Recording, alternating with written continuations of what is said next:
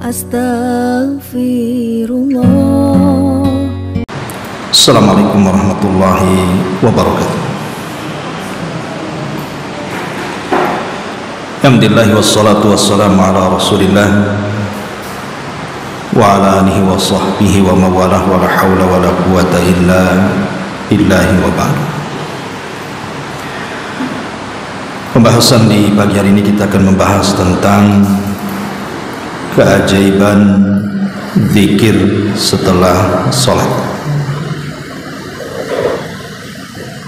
dan nanti juga dijelaskan tentang apa saja bacaan-bacaan atau zikir yang diajarkan Nabi Sallallahu Alaihi Wasallam yang dianjurkan dibaca setelah sholat. Di dalam Al-Quranul Karim surah An-Nisa ayat 103, Allah Subhanahu wa ta'ala berfirman, fa idza qadaytumus salata fadhkurullaha qiyaman wa qu'udan wa 'ala junubikum. Maka apabila kamu telah selesai melaksanakan salat, maka berzikirlah kepada Allah di waktu berdiri, di waktu duduk, dan di waktu berbaring. Karena kondisi sholat seseorang itu kan tergantung kesehatan dan tidaknya, sehingga boleh jadi mungkin dia bisa berzikir sambil berdiri karena mungkin tergesa-gesa habis sholat ada urusan, maka bisa sambil jalan, ataupun kalau lagi senang bisa zikir sambil duduk, atau mungkin kalau orang itu sakit bisa berbaring dalam kondisi zikir. Kemudian dalam surah Al-Jum'ah juga Allah katakan dalam ayat ke-10, fa idza qudiyatis salatu fantashiru fil ardi wabtagu min fadlillahi wadhkurullaha katsiran la'allakum tuflihun. Apabila telah ditunaikan salat, maka bertebarlah di muka bumi dan carilah karunia Allah, dan berzikirlah kepada Allah dengan zikir yang banyak supaya kalian beruntung.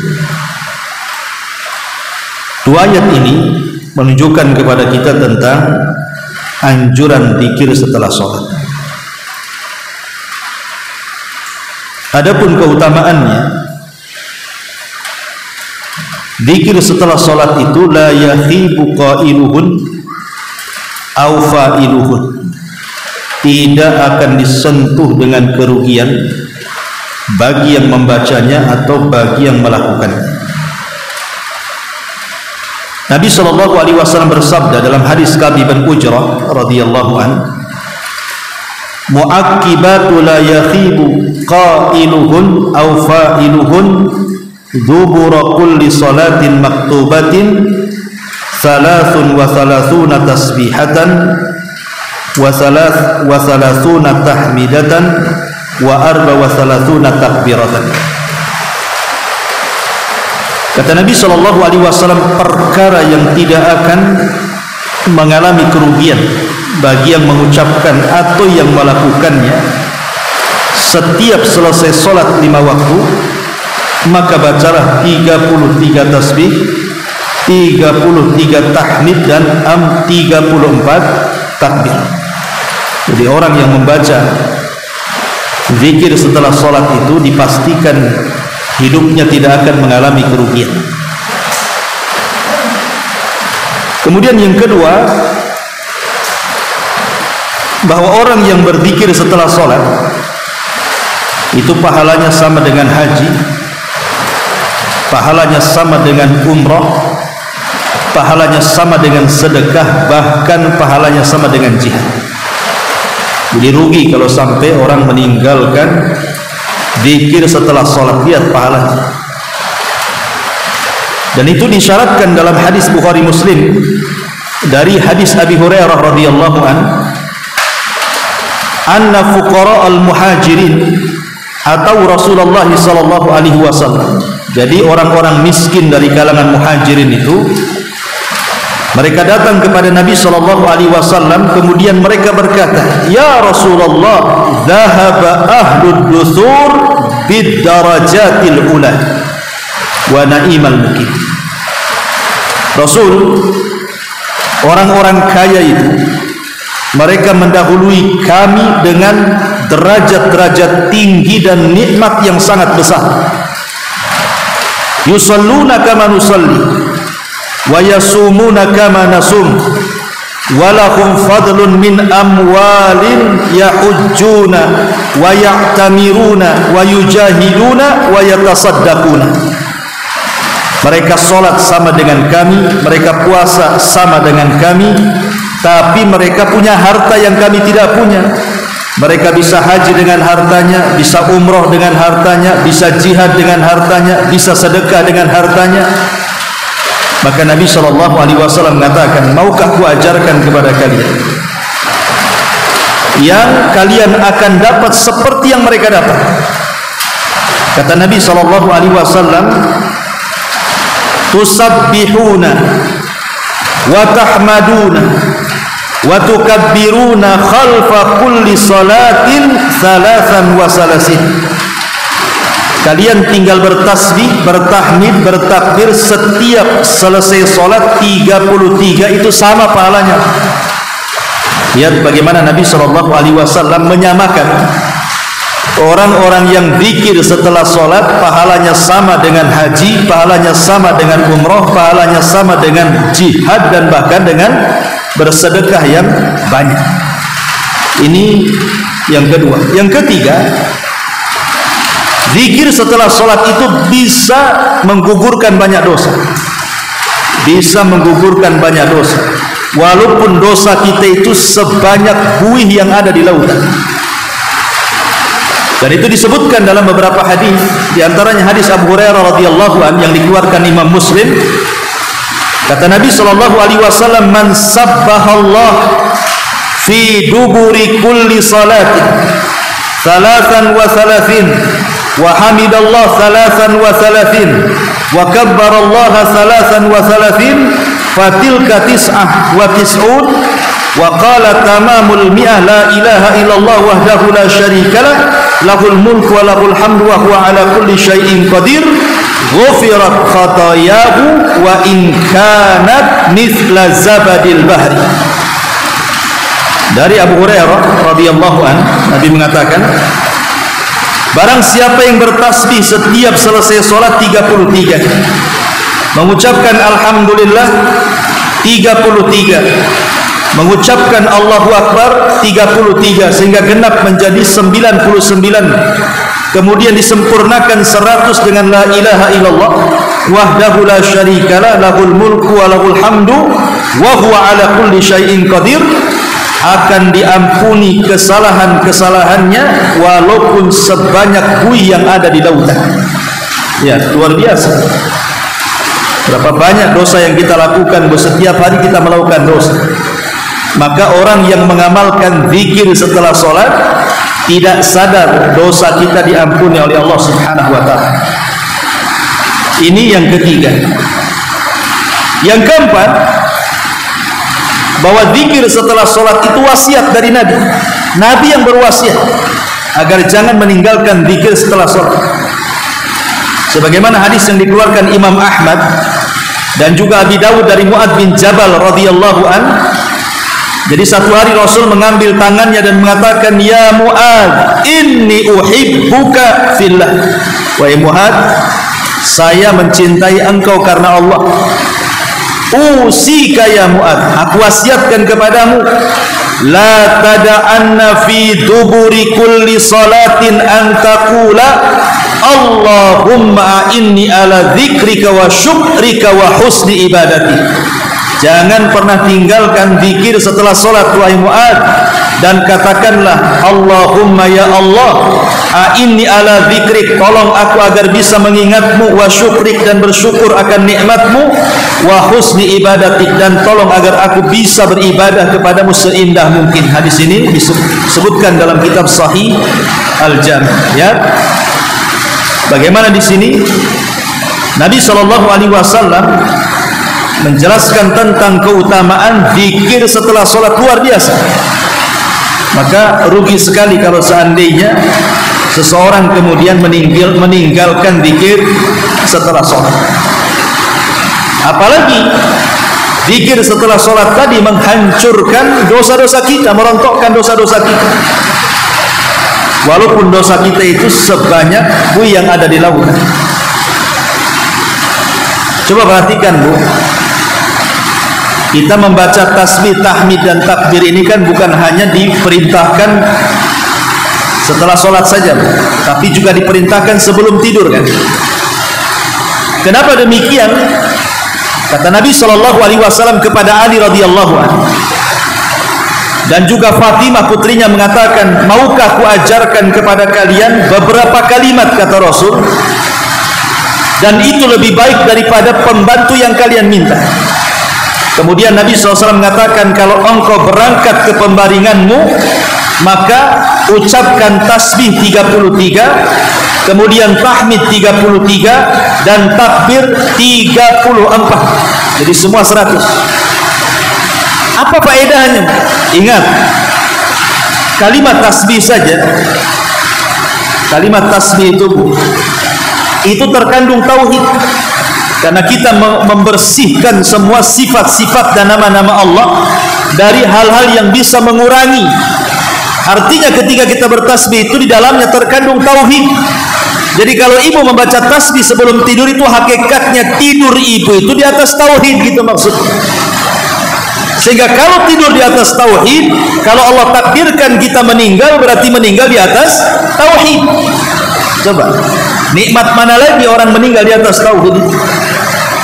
Apalagi bacaan-bacaan zikir seperti itu, kalau kita kemudian baca sebelum tidur, itu juga bisa menolong kita untuk bangun tengah malam, supaya kita ini bisa sholat malam dan mendapatkan kecintaan Allah Subhanahu wa ta'ala. Karena ucapan yang paling dicintai Allah itu kan 4. Ucapan yang paling dicintai Allah itu 4. Pertama subhanallah, kemudian alhamdulillah, kemudian la ilaha illallah, kemudian Allahu akbar. Inilah 4 kalimat yang paling dicintai Allah. Subhanallah, alhamdulillah, la ilaha illallah, Allahu akbar. Artinya kalau kita baca 4-4-nya, Bu, berarti kita sedang dicintai Allah Subhanahu wa ta'ala. Ini maksudnya keumuman zikir ya, apalagi dibaca selepas sholat. Tapi kalau kita melihat keutamaan zikir secara umum lebih hebat lagi.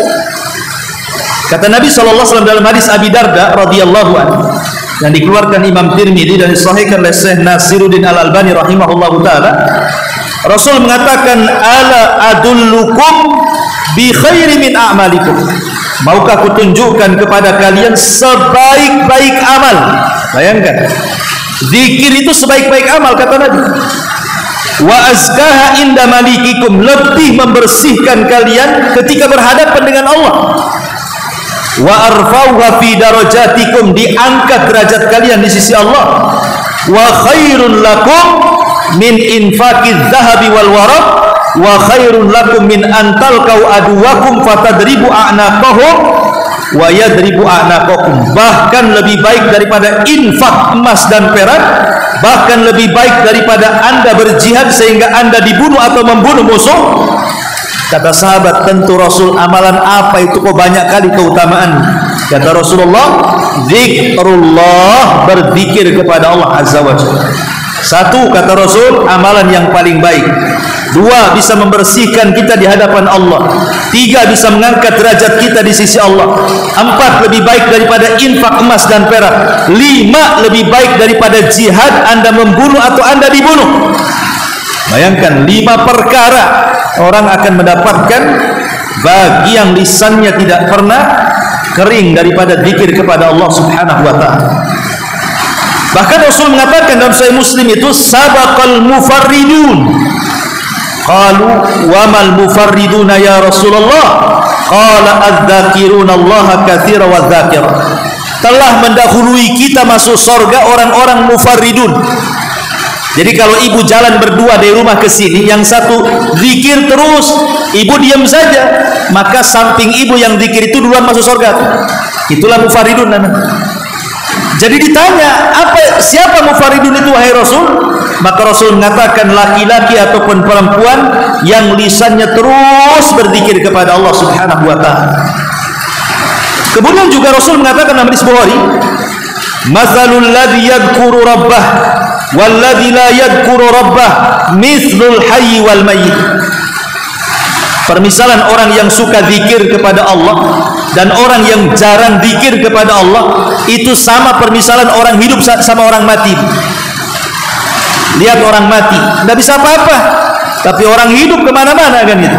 Itulah perbedaannya orang yang zikir dengan orang yang tidak zikir. Kemudian juga disebutkan dalam hadis riwayat Ibnu Majah,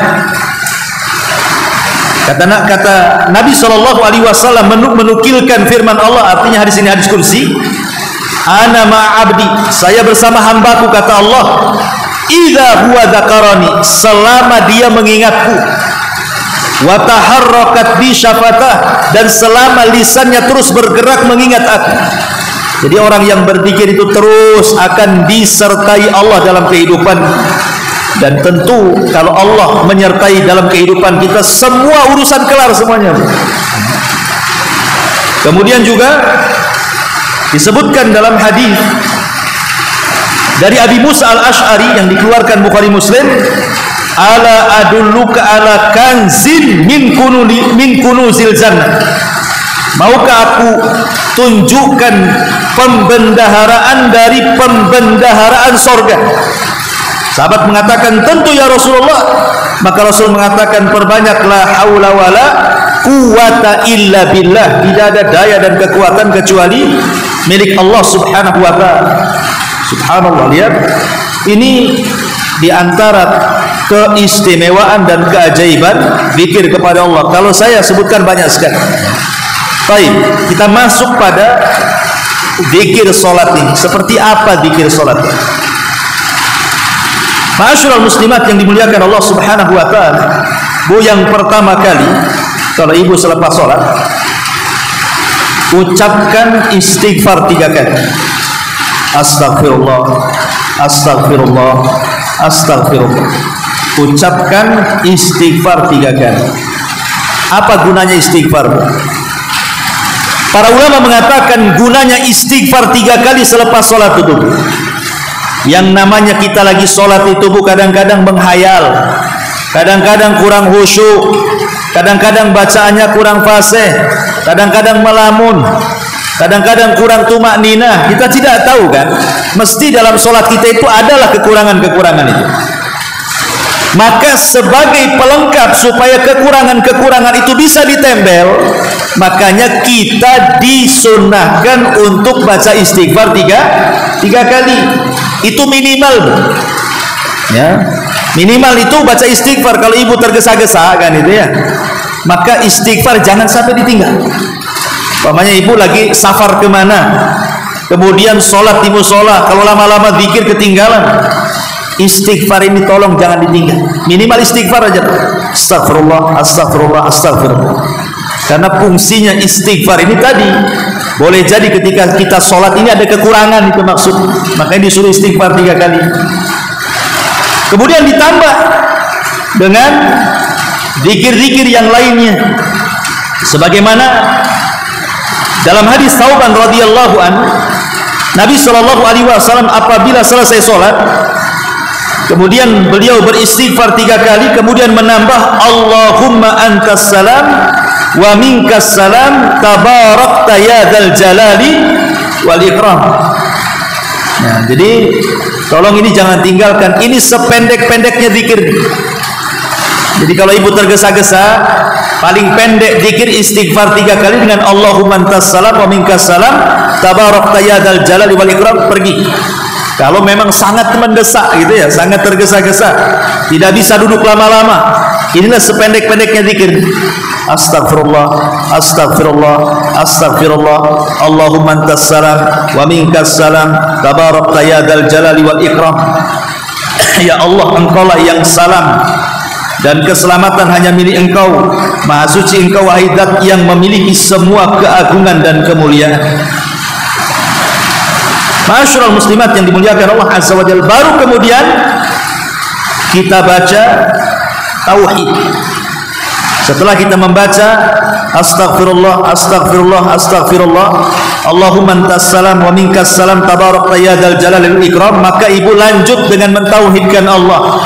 La ilaha illallah wahdahu la syarikalah. Tidak ada sesembahan yang berhak disembah kecuali Allah yang tidak ada sekutu baginya. Kemudian membaca Allahumma la mani'a lima a'taita wa la mu'tiya lima mana'ta wa la yanfa'u dzal jaddi minkal jadd. Allahumma la mani'a lima a'taita. Ya Allah, tidak ada yang mencegah apa yang Kau berikan. Wa la mu'tiya lima mana'ta, dan tidak ada yang memberi apa yang Kau cegah. Wa la yanfa'u dzal jaddi minkal jadd, dan tidak berguna kekayaan dan kemuliaan bagi pemiliknya kecuali Engkau ya Rabb, semua kejayaan dan kemuliaan milik. Jadi ini bacaan selanjutnya, la ilaha illallah wahdahu la syarikalah, Allahumma la mani'a lima a'taita wa la mu'tiya lima mana'ta wa la yanfa'u dzal jaddi minkal jadd. Lalu setelah itu ibu bisa menambah sebagaimana hadis Abdullah bin Zubair itu, la ilaha illallah wahdahu la syarikalah, lahul mulku wa lahul hamdu wa huwa ala kulli syai'in qadir, la haula wa la quwata illa billah, la ilaha illallah wa la na'budu illa iyyah, lahun ni'matu wa lahul fadlu wa lahus tsana'ul hasan, la ilaha illallah mukhlisina lahuddin walau karihal kafirun. Ini juga kalau ibu menghafal baca juga. Baru setelah itu ibu bertasbih, bertahmid, bertakbir, dan ini ada 5 cara. Ingat Bu ya, tasbih, takbir, tahmid itu ada 5 cara. Saya kasih tahu semuanya riwayatnya sahih. 1, ibu membaca subhanallah 33 kali. Kemudian alhamdulillah 33 kali. Kemudian Allahu Akbar 33 kali. Berarti jumlahnya berapa? 99 kali. Ini gambaran pertama, bentuk pertama. Boleh juga yang kedua, tasbih subhanallah 33 kali, takbir 33 kali, kemudian tahmid 33 kali, kasih genap 100 dengan la ilaha illallah wahdahu la syarikalah, lahul mulku wa lahul hamdu wa huwa ala kulli syai'in qadir. Berarti semuanya ada 100.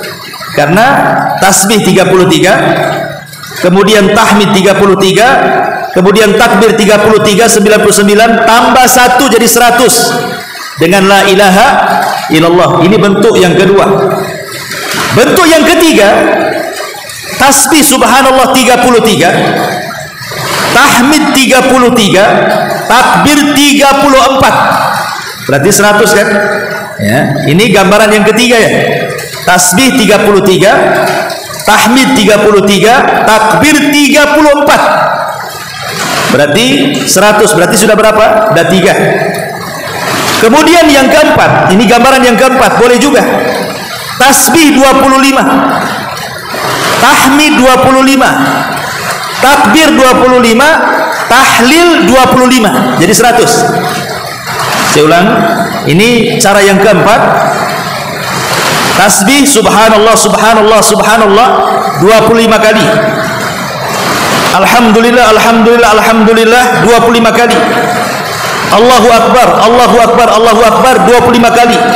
La ilaha illallah 25 kali. Jadi genap menjadi 100. Ini gambaran yang keempat.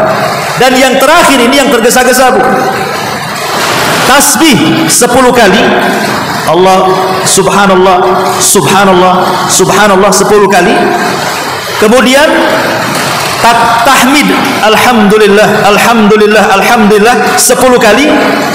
Allahu akbar 10 kali. Berarti jumlahnya 30. Ya, ini boleh, lima-limanya boleh. Ibu memilih yang mana? Semuanya ada hadisnya, semuanya sahih. Ya. Saya ulangi ya, biar mantap. 1. Tasbih 33, tahmid 33, takbir 33, jumlahnya 99. 2.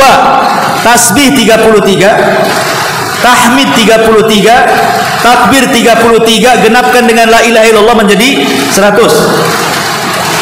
Yang ketiga, tasbih 33, tahmid 33, takbir Allahu Akbar tambah 1, 34 menjadi 100. Ya.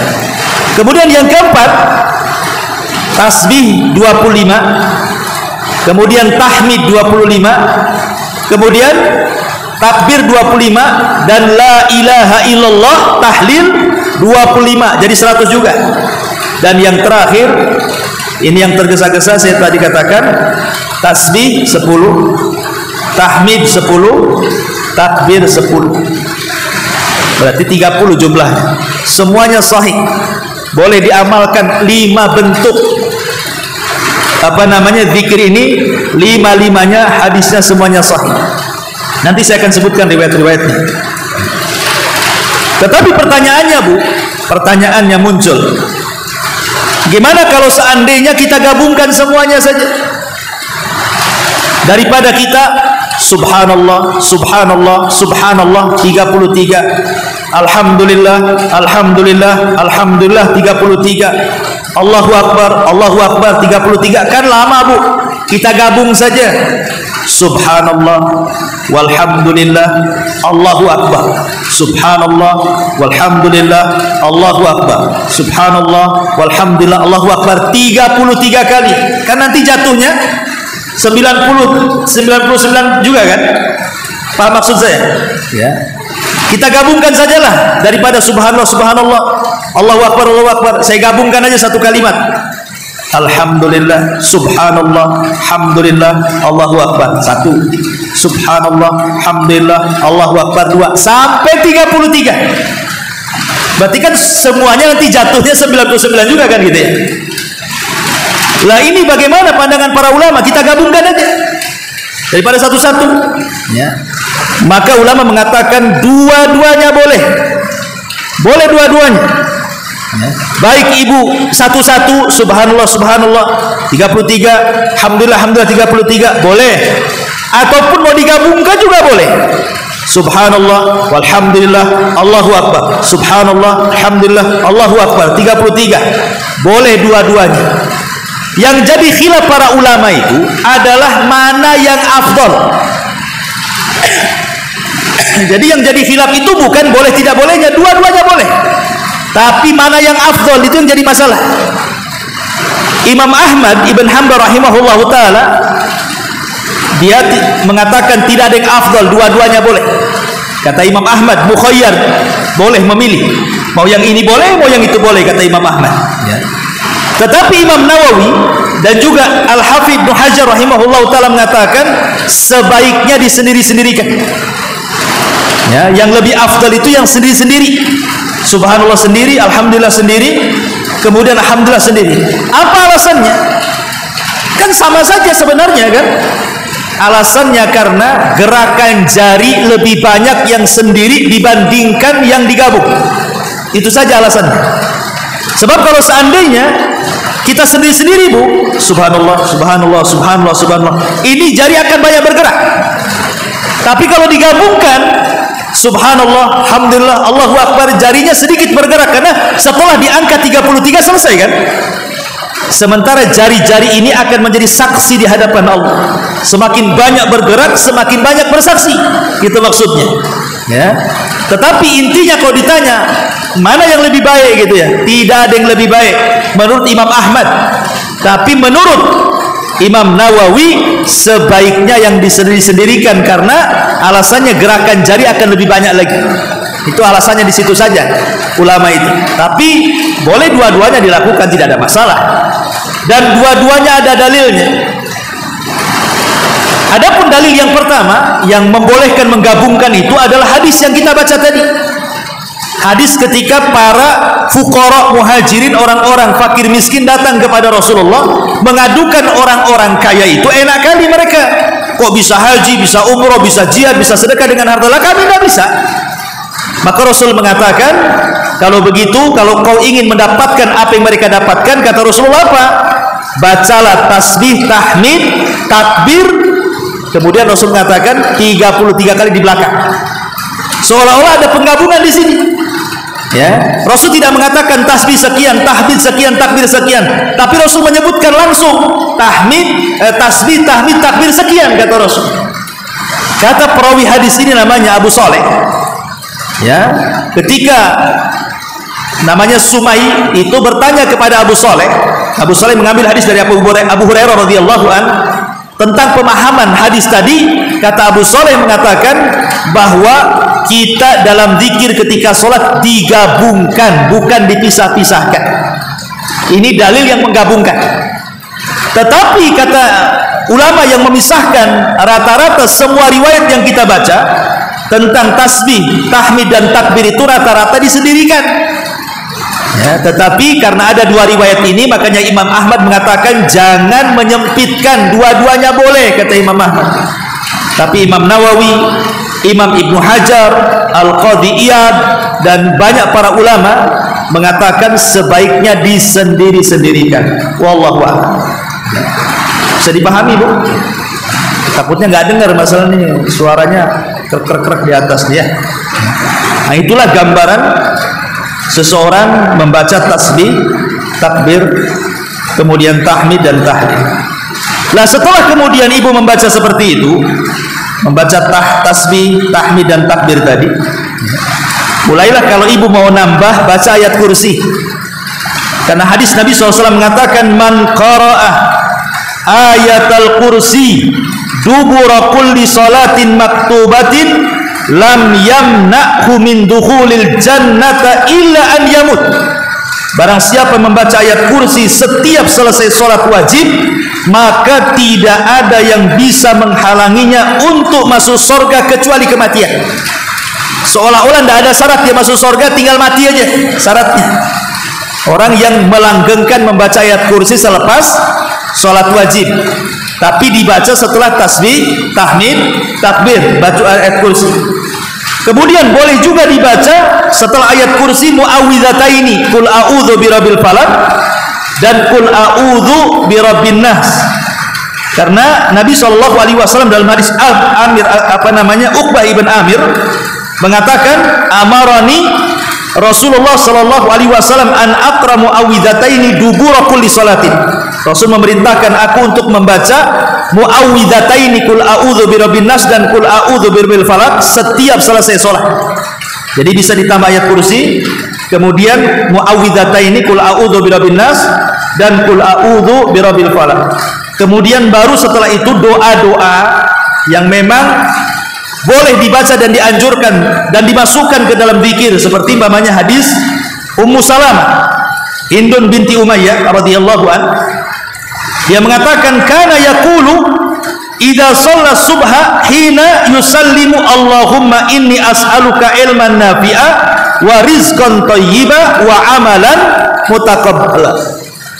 Dari Ummu Salamah Hindun binti Umayyah, dia mengatakan biasa Rasul sallallahu alaihi wasallam jika salat subuh ketika selesai salam beliau membaca Allahumma ya Allah, ya, inni as'aluka, aku meminta kepadamu ilmu yang bermanfaat, nafi'an, wa rizqan thayyiban, rizki yang baik, wa amalan mutaqabbala, dan amalan yang engkau terima. Jadi boleh juga ditambah dengan doa Allahumma inni as'aluka ilman nafi'a wa rizqan thayyiba wa amalan mutaqabbala. Boleh juga ditambah, dimasukkan ke wirid ini.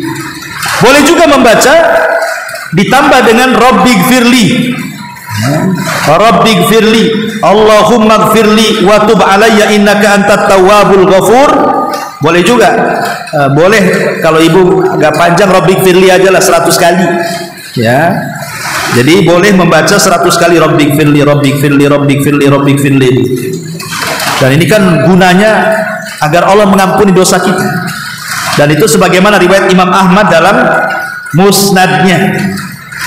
Kemudian atau ibu boleh juga membaca doa yang diajarkan Rasul kepada Mu'adz tadi.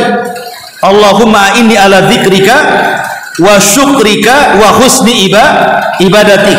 Atau boleh juga ditambah doa takut kepada kesyirikan yang diajarkan Rasul kepada Abu Bakar. Karena Abu Bakar selalu membaca selepas sholat apa? Dijadikan wirid, Allahumma inni a'udzubika an usyrika bika wa ana a'lam wa a'udzubika bima la a'lam. Ya Allah, aku berlindung dari kesyirikan yang aku tahu dan dari kesyirikan yang aku tidak tahu. Nah, inilah bacaan-bacaan zikir. Kata para ulama, kesalahan orang habis sholat itu langsung doa. Jangan doa dulu, ya. Zikir dulu. Selesaikan zikirnya baru doa. Ya, karena Rasulullah SAW tidak ada satupun riwayat habis sholat langsung doa, ngangkat tangan, tidak ada.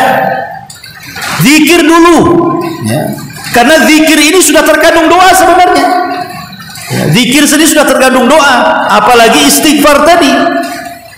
Masa habis sholat langsung ngangkat tangan? Nggak begitu. Minta dulu ampun kepada Allah. Boleh jadi sholat yang kita lakukan ada kelalaiannya, kita tidak tahu. Makanya habis sholat langsung astagfirullahaladzim, astagfirullahaladzim, astagfirullahaladzim, supaya sekali lagi dosa-dosa dalam sholat kita, kelalaian kita dalam sholat kita itu bisa disempurnakan dengan istighfar. Ya, ma'asyiral muslimat yang dimuliakan Allah Subhanahu wa taala. Adapun hadis yang masalah tasbih, tahmid, takbir tadi itu, ya. Pertama riwayat Abu Hurairah radhiyallahu an yang dikeluarkan Imam Muslim. Man sabbahallah fi dzuburi kulli salatin salasan wa salasin wa hamidallah salasan wa salasin wa kabbarallah salasan wa salasin fatilka tis'atun wa tis'un wa qala tamamul mi'ah la ilaha illallah wahdahu la syarikalah lahul mulku wa lahul hamdu wa huwa ala kulli syai'in qadir. Ini yang pertama. Barang siapa yang berzikir setelah selesai sholat kemudian membaca tasbih 33, tahmid 33, takbir 33, lengkapi la ilaha illallah jadi 100. Ini yang pertama tadi ya, gambar. Kemudian yang kedua 33 tasbih, 33 tahmid, 34 takbir. Ya, jadi 100 juga. Ini berdasarkan hadis Ka'ab bin Ujrah radhiyallahu an. Kata Nabi SAW, mu'aqibatun la yakhibu qailuhun aw fa'iluhun dubura kulli salatin maktubatin salasun wa salasuna tasbihatan wa salasun wa salasuna tahmidatan wa arba wa salasuna takbiratan. Ada beberapa kalimat yang orang yang mengucapkannya tidak akan rugi dunia akhirat. 33 tasbih, 33 tahmid, 34 takbir. Ini gambaran yang kedua, ya, 100 juga, ya. Kemudian gambaran yang ketiga, yang tasbih 25, tahmid 25, takbir 25, tahlil 25, 100 juga tuh. Ini berdasarkan hadis Zaid bin Thabit yang dikeluarkan Imam Nasai dan disahihkan oleh Syekh Nasiruddin Al-Albani rahimahullahu taala. Kata Rasulullah sallallahu alaihi wasallam, amarakum Rasulullah sallallahu alaihi wasallam an tusabbihu dubura kulli salatin salasan wa salasin tahmadu salasan wa salasin tukabbiru arba'an wa salasin. Qala na'am. Kemudian kata Nabi SAW di riwayat yang lain, kata Rasul, umiru an yusabbihu dubura kulli salatin salasan wa salasin wa yahmadu salasan wa salasin wa yukabbiru arba'an wa salasin. Kemudian kata Rasul sallallahu alaihi wasallam ditambah di ujung hadis, kata Nabi SAW, faj'aluha khamsan wa ishrin. Ya, jadikan oleh kalian khamsan wa ishrin, artinya 25. Ya, enggak perlu 33, boleh 25, 25 jadi 100. Nah, gitu maksudnya. Ini berdasarkan hadis Zaid ibn Thabit yang dikeluarkan Imam Nasai. Atau tadi 10-10 tadi. Tasbih 10, takbir 10, kemudian tahmid 10 berdasarkan hadis Abdullah Ibn Amr radhiyallahu an. Nabi sallallahu alaihi wasallam mengatakan, yang dikeluarkan Imam Abi Dawud dan disahihkan oleh Syekh Nasiruddin Albani rahimahullah taala, yusabbihu fi duburi kulli salatin ashran wa yahmadu ashran wa yukabbiru ashran. Bertasbih 10 kali, bertahmid 10 kali, dan bertakbir 33 kali. Termasuk juga gambaran yang 33 tasbih, 33 tahmid, 33 takbir tanpa digenapkan menjadi 100. Ini pun hadis yang disahihkan oleh Syekh Nasiruddin Al-Albani rahimahullah. Intinya bahwa ada 5 gambar. Itu secara singkat zikir selepas sholat. Wallahu alam, ini untuk pengetahuan saja, biar mengingatkan lah, karena ibu kan juga sering zikir juga, tapi terkadang ilmunya nggak ada ya. Jadi kita hanya memberikan pengetahuan bahwa macam-macam zikir itu disebutkan. Tapi sekali lagi, jangan langsung berdoa selepas sholat, zikir itu. Nanti kalau selesai zikir bolehlah ibu angkat tangan sebagai doa kan itu ya. Ya, ataupun sholat sunnah dulu, baru habis sholat sunnah berdoa, itu lebih afdal lagi. Wallahu a'lam. Baik, sampai di sini. Kalau ada yang bertanya, masih ada waktu sampai 9:30. Ada 15 menit lagi.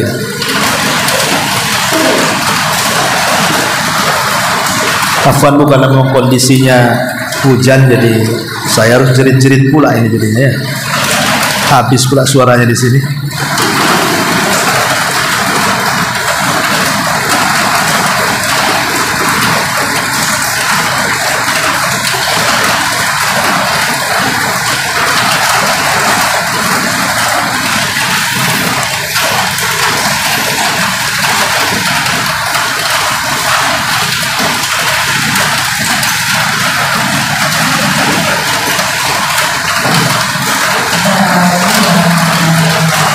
Waalaikumsalam. Saya berpikir, cuma sebelum itu doa dan agama dan mereka, itu suara itu melalui doa seperti berpikir tapi sudah membaca itu baru baca itu punya lagi ya? Ya enggak masalah sih, yang mana duluan tidak ada masalah.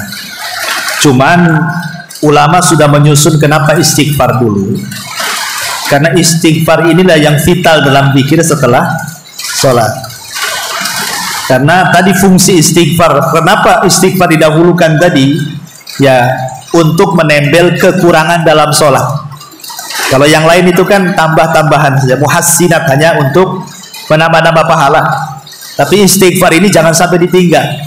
Pokoknya ibu terburu-buru lah gitu ya, karena tidak mungkin lah kita baca tasbih minimalnya tadi astagfirullah, astagfirullah, astagfirullah, Allahumma antas salam, minkas salam, tabarak tayyadal jalal, terus pergi. Nah, ya kalau mau di jalan ibu bisa juga sambil jalan zikirnya ya, subhanallah, subhanallah, subhanallah, sambil jalan ya, nggak apa-apa. Karena keumuman ayat yang kita baca di tadi kan pada surat An-Nisa tadi ya, Allah Subhanahu wa taala mengatakan fadkurullaha qiyaman, bisa berzikir sambil berdiri jalan kan itu ya, wa qu'udan atau sambil duduk, ataupun wa ala jambin ataupun baring karena dia sakit. Jadi bisa dilakukan tiga-tiganya. Wallahu a'lam. Ya kalau ibu mau ganti dirobah ya nggak masalah. Cuma memang kebiasaan yang sudah biasa kadang-kadang agak lama kebiasaannya berubah kan. Tapi sebaiknya kalau saya anjurkan istighfar baru yang lain. Iya. Oke.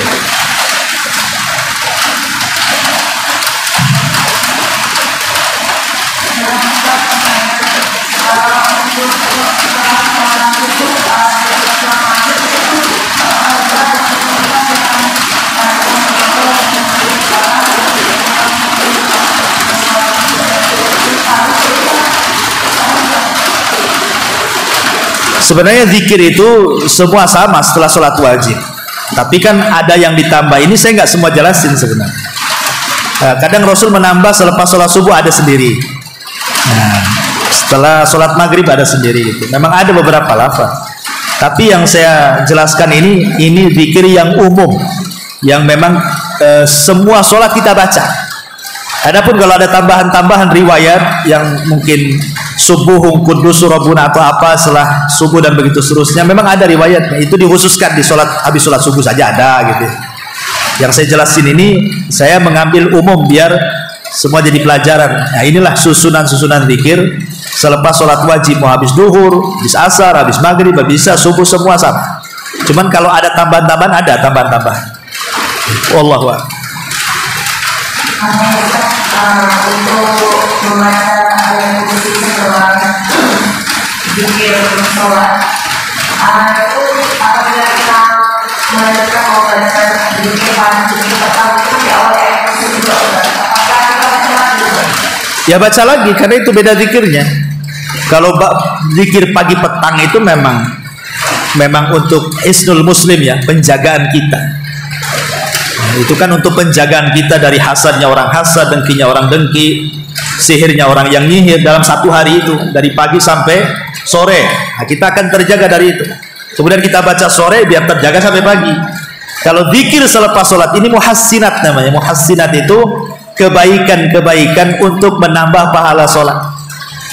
Ya, itu beda fungsinya. Wallahu a'lam. Terus kalau ada yang berzikir setelah sholat ini, Ustaz, seandainya setelah sholat kita nggak langsung zikir, seandainya ada keperluan yang mendesak, terus setelah sholat kita duduk langsung berzikir itu Nggak apa-apa. Namanya ibu habis sholat, minimalnya istighfar lah. Kalau istighfar kan sebentar aja. Astagfirullah, astagfirullah. Ya Allah, salam tabarak keluar. Ada tamu, balik lagi, lanjut, nggak ada masalah. Ya, kalau ada jeda gitu kan. Tapi karena sebentar. Tapi kalau keluar selamanya, ya kan ibu bisa sambil jalan. Bisa sambil jalan. Sambil dari sini ke rumah, nah bisa lah tasbih. Namanya yang paling cepat 10-10. Ya. Kalau ingin cepat selesai zikirnya sambil dari sini ke rumah kan selesai tuh. Tasbih, takbir, tahmid. Allah. Baik, nggak ada. Alhamdulillah. Ya, mudah-mudahan berisinya suara hujan masih kedengaran suara saya. Subhanallah bihamdika asyhadu an la ilaha illa anta astaghfiruka wa atubu ilaik. Allahu